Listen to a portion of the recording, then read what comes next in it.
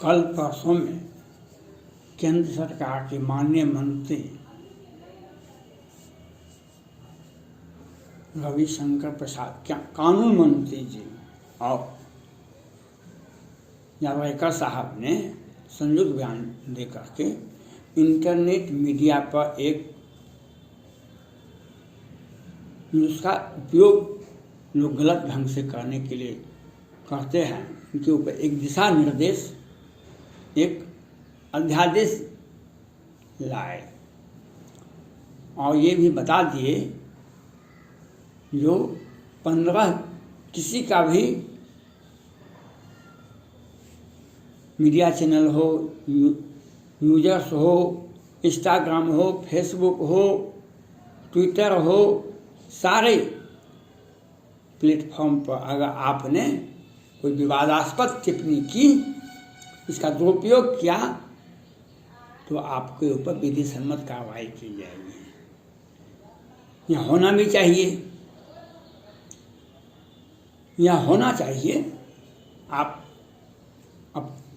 हमारा fundamental right है कि हम विचार अपना व्यक्त कर सकते हैं, लेकिन विचार अभिव्यक्ति करने का अधिकार यह नहीं है आप किसी को भी व्यक्ति को अपने उसके विचार को, उस दूसरे को आप प्रतिष्ठा पर मानहानि कर दें।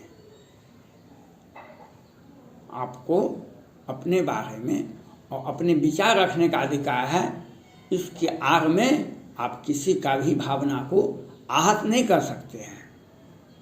इनके कहने का अर्थ यही था और आपको अपने सीमा में ही आप फंडामेंटल राइट का दुरुपयोग नहीं कर सकते हैं। इनका कहने का अर्थ ये था, यह होना भी चाहिए। इसके लिए हम केंद्रीय मंत्री महोदय को बहुत बहुत धन्यवाद देते हैं। आप इतने दिनों से कहाँ थे, या इतना विलम्ब से आप तो बहुत दिनों से केंद्र में लॉ मिनिस्टर साहब बने हुए हैं। माननीय मंत्री जी का यह विचार स्वागत योग्य है, लेकिन मैं आपसे यह पूछना चाहता हूँ और ये दुनिया, ये भारत के नागरिक सभी जानना चाहते हैं, जब जया बच्चन जी ने राज्यसभा में ड्रग माफियाओं के बचाने का प्रयास किए थे, वह उस वक्त आप कानून मंत्री थे या नहीं थे? क्या जया बच्चन जी का कहाँ से अधिकार आ गया था ड्रग माफियाओं पर को बचाने का प्रयास करना चाहिए?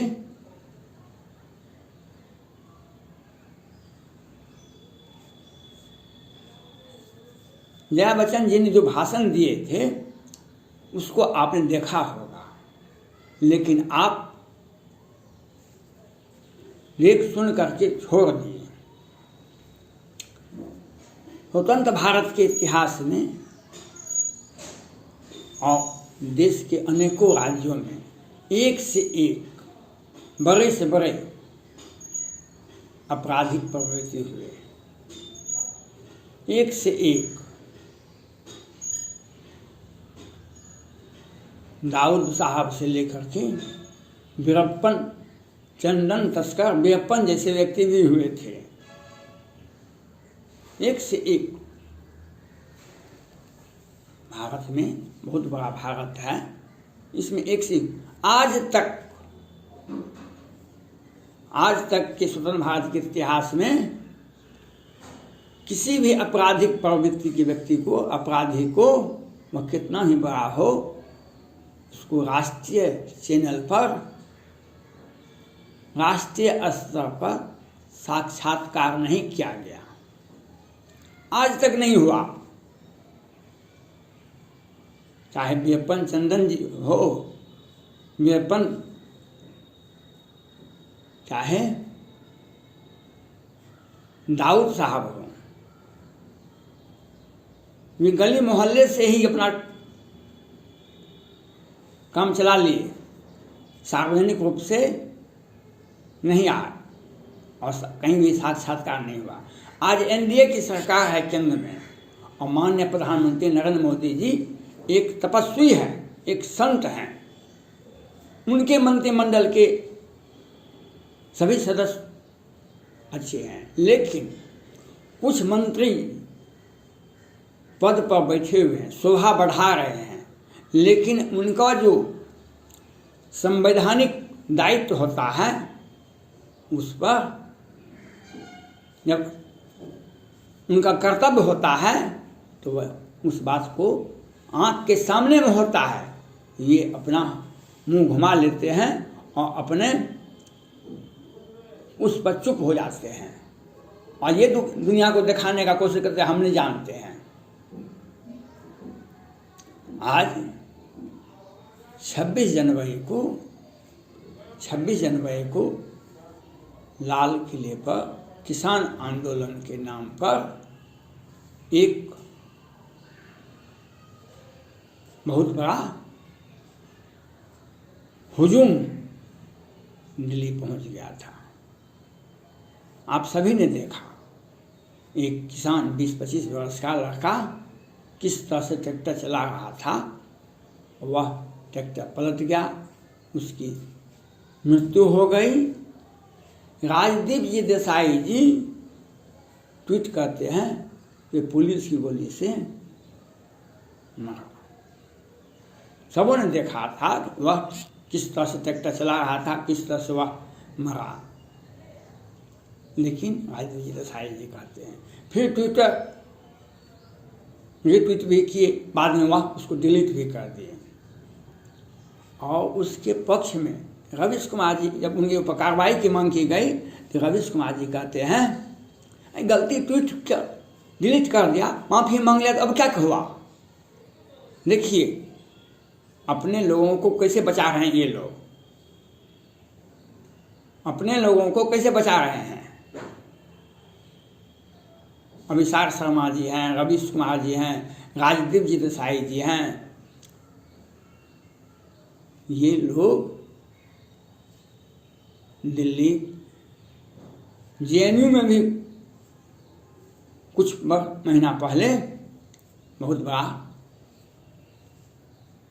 छात्र आंदोलन के नाम पर बहुत बड़ा हुजूम पैदा हुआ था बहुत, लेकिन केंद्र सरकार ने अपना समझदारी से, जैसे दिल्ली को ये लोग कुछ सोच समझ कर उसको और सोचने के लिए आए थे, लेकिन केंद्र सरकार के लोगों ने और दिल्ली पुलिस ने बहुत कष्ट सहे हुए।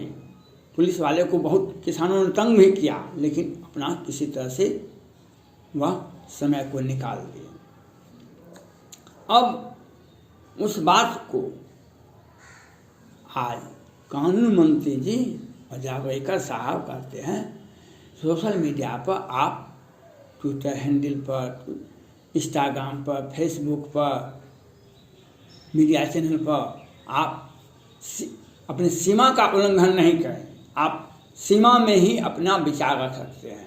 क्या होना चाहिए यह कानून पहले से ही है। माननीय केंद्रीय मंत्री जी, आप आज आप लोगों को समझाने का कोशिश कर रहे हैं कि हम मंत्री पद पर बैठे हुए हैं।